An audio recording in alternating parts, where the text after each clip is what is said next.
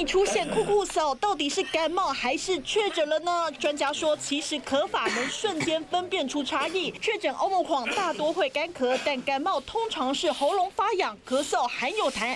更重要的是，染疫的人咳嗽时间比较长，而且通常会剧烈性的干咳。但如果是感冒症状，通常是间歇性的短促咳嗽。大家都感冒的经验，你感冒的时候咳的话，常都会觉得喉咙好像有点痒痒的，有个痰在那边卡住，所以你会常去清喉咙，所以会比较短促，比较间歇性，不像欧米孔会常一直咳这样，长时间会剧烈的干咳。除了咳法可以协助分辨是否染疫之外，医师说，当你出现下列症状，要特别注意，恐怕中招了。有没有酸痛啊？有没有胃冷？这个我们特别注意。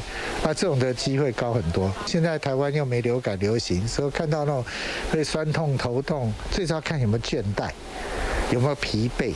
这个是我们觉得比较重点的一点。有接触史，这个你就要赶快筛一下。医师说，这些症状只能协助初步判定，但当你接触过确诊者，又出现干咳、头痛等症状时，千万别犹豫，赶紧快筛，保护自己。记者林佑成、陈怡蓉台北报道。如果您的空间比较大，可以呢选择这一组是4公升的雾化器，装满之后就可以连续来喷8个小时。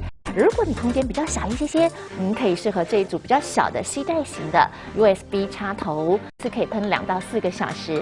防疫不能等，请赶快上快点购。